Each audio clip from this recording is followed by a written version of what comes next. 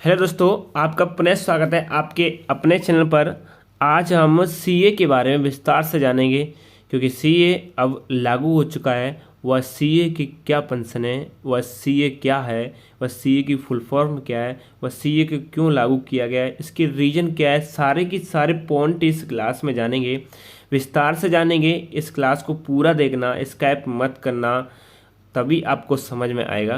तो आइए स्टार्ट करते हैं, जानते हैं बारीकी से सीए के पॉइंट को, क्योंकि सीए 11 मार्च को लागू हो चुका है, 11 मार्च 2024 को। सबसे पहले देखते हैं कि सीए की फुल फॉर्म क्या है। तो इसकी फुल फॉर्म क्या है? सिटीजनशिप अमेंडमेंट एक्ट, या हिंदी में बोल सकते हैं नागरिकता संशोधन अधिनियम कहते हैं इसे। सीए को इंग्लिश में कहते हैं सिटीजनशिप अमेंडमेंट एक्ट, और हिंदी में नागरिकता संशोधन अधिनियम।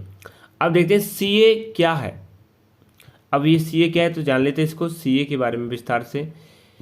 इस कानून के तहत 31 दिसंबर 2014 से पहले, यानी ये क्या है, 31 दिसंबर 2014 से पहले पाकिस्तान, बांग्लादेश और अफगानिस्तान, तीन देशों से, पाकिस्तान, बांग्लादेश और अफगानिस्तान से भारत आए हिंदू, कौन कौन से, हिंदू, सिख, बौद्ध, जैन, पारसी और ईसाई समुदाय को नागरिकता दी जाएगी।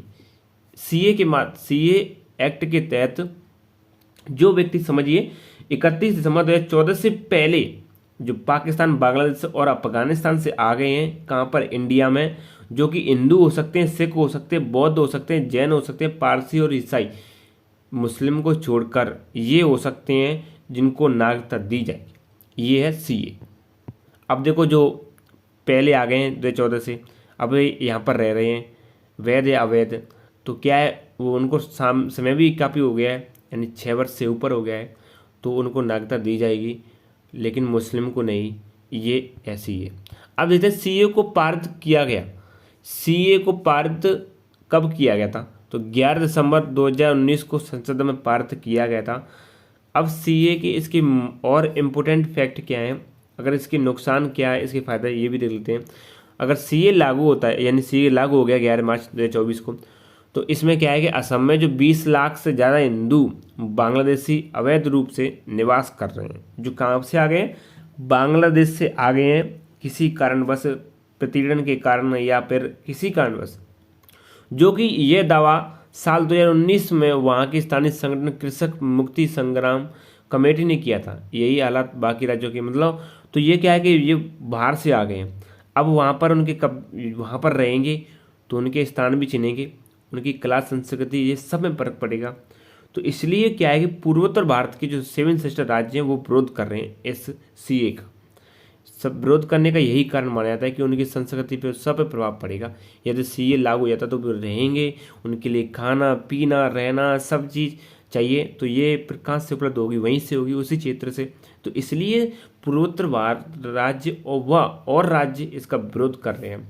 इसके पॉइंट और क्या देख लेते हैं। कानूनन भारत की नागरिकता के लिए कम से कम 11 साल तक, पहले 11 साल तक में रहना जरूरी है, लेकिन नागरिकता संशोधन कानून में इन 3 देशों के, यानी सीए के बाद, गैर मुस्लिम को 11 साल की बजाय 6 साल रहने पर ही नागरिकता दी जाएगी सीए के माध्यम से, यानी मुस्लिम को नहीं, गैर मुस्लिम को। बाकी दूसरे देशों के लोगों को 11 साल का वक्त भारत में गुजारना ही होगा, लेकिन इसके बाद, इसके अलावा जो भी है, उनको तो 11 साल का समय गुजारना पड़ेगा, तभी नागरिकता मिलेगी। लेकिन इन व्यक्तियों को नागरिकता दी जाएगी किसके? सीए के माध्यम से, जो 6 समुदाय बताए गए थे, भले ही फिर वो किसी भी धर्म का हो। ये है सीए। और क्या क्या पॉइंट है वो भी देख लेते हैं। अवैध प्रवासियों को या तो जेल में रखा जा सकता है, या फिर विदेशी अधिनियम 1940 और पासपोर्ट भारत प्रवेश अधिनियम 1920 के तहत वापस उनके देश में भेजा जा सकता है। इस अधिनियम के द्वारा बाकी समुदाय के लोग हैं जो, उनको फिर क्या करेगी सरकार? या तो उन्हें वापस भेज सकती है अपने देश, उसी देश में, या फिर जेल में रख सकती है। कौन से अधिनियम? 1940 और 1920 के अधिनियम के तहत। लेकिन सीए में जो समुदाय गैर मुस्लिम आ गए हैं, यहाँ पर रह रहे हैं, तो 6 वर्ष से हो गया उनको लगभग, तो उन्हें नागरिकता दी जाएगी। अब इसके बाद और देखते हैं कि नागरिकता अधिनियम 1955 में लगभग 6 बार संशोधन हो चुका है।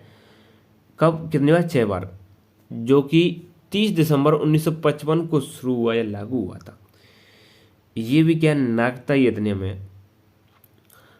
अब इसके बाद देखते हैं कि जन्म के द्वारा नागरिकता, जन्म के द्वारा नागरिकता कैसे दी सकती है। 26 जनवरी 1950 के बाद परंतु 1 जुलाई 1987 से पहले भारत में जन्मा कोई भी व्यक्ति जन्म के द्वारा भारत का नागरिक है। कब से? 26 जनवरी 1950 व 1 जुलाई 1987 से पहले, इस समय बीच में जो भी बच्चा जन्म लेगा, वो लिया होगा, वो भारत का नागरिक स्वतः ही कहलाएगा। और 1 जुलाई 1987 को या इसके बाद भारत में जन्मा कोई व्यक्ति भारत का नागरिक है यदि उसके जन्म के समय उसका कोई एक अभिभावक भारत का नागरिक हो, या माता या पिता भारत का नागरिक हो, वह भारत में जन्मे हो तो वह भारत का नागरिक कहलाएगा 1987 के बाद। ये अधिनियम है। अब इसके बाद और भी पॉइंट है। 7 जनवरी 2004 के बाद भारत में पैदा हुआ वह व्यक्ति, वह कोई भी, यहाँ पर कोई भी लिख दीजिए, कोई भी व्यक्ति भारत का नागरिक माना जाता है यदि उसके दोनों अभिभावक भारत के नागरिक हो। वहाँ पर पहले एक हो, यहाँ पर अगर दोनों होंगे तभी नागरिकता मिलेगी 7 जनवरी 2004 के बाद में। यानी पहले तो क्या था, माता हो या पिता हो और बच्चा जन्म लिया भारत में तो भारत का नागरिक कहलाएगा।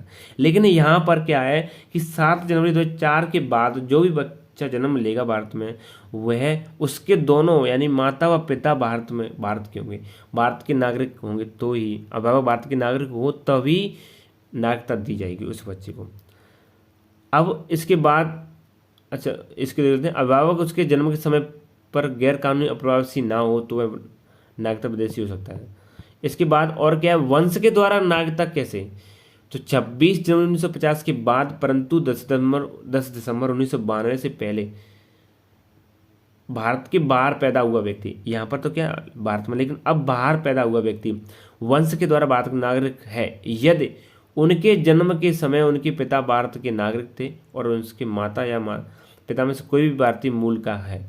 यदि बाहर भी जन्म होता है, किसी बच्चे का जन्म बाहर होता है, तो उसमें से ये बोल रहे हैं कि भारत के पिता भारत के नागरिक थे और यदि उसके माता पिता में से कोई भी भारतीय मूल का है तो उसे बच्चे को नागरिकता दी जा सकती है यदि जन्म बाहर भी हो तो। अब इसके बाद देखते हैं और कौन कौन से पॉइंट हैं। 10 दिसंबर 1992 को या उसके बाद भारत में पैदा हुआ व्यक्ति भारत का नागरिक है यदि उसके जन्म के समय कोई एक अभिभावक भारत का नागरिक है। यही पॉइंट आ गया।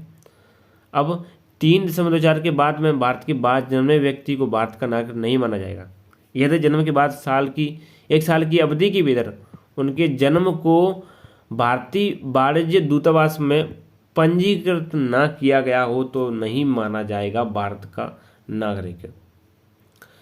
इसके बाद देखते हैं और कौन से पॉइंट हैं। कुछ परिस्थितियों में केंद्रीय सरकार की अनुमति के द्वारा 1 साल की अवधि के बाद पंजीकरण किया जा सकता है।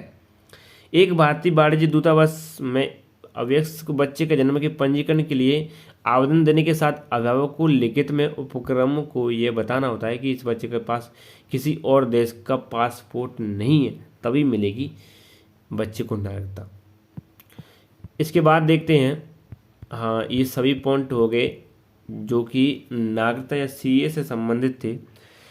एक बात मैं आपको बता ही देता हूँ कि सीए मेन रूप से सीए को समझेंगे तो सीए है ही क्या। अगर आपके अब भी समझ में नहीं आया तो बता देते हैं सीए क्या है। अब देखो इसमें क्या है कि जो 31 दिसंबर 2014 से पहले भारत में पाकिस्तान, बांग्लादेश और अफगानिस्तान इन 3 देशों से हिंदू, सिख, बौद्ध, जैन, पारसी और ईसाई, इनमें से मुस्लिम नहीं, इनमें से अगर कोई भी भारत में आ जाए, उनको लगभग 6 साल का समय हो गया तो उनको नागरिकता मिल जाएगी। पहले 11 साल का था लेकिन अब 6 साल का है तो उन्हें नागरिकता मिल जाएगी। ये है सीए। अब इसका विरोध क्यों हो रहा है, ये भी एक कारण है। आर्टिकल 14 के अंतर्गत समानता की बात की गई तो उसके अनुसार मुस्लिम को अलग मनाया क्योंकि ये कह रहे हैं कि मुस्लिम से भेदभाव किया जा रहा है।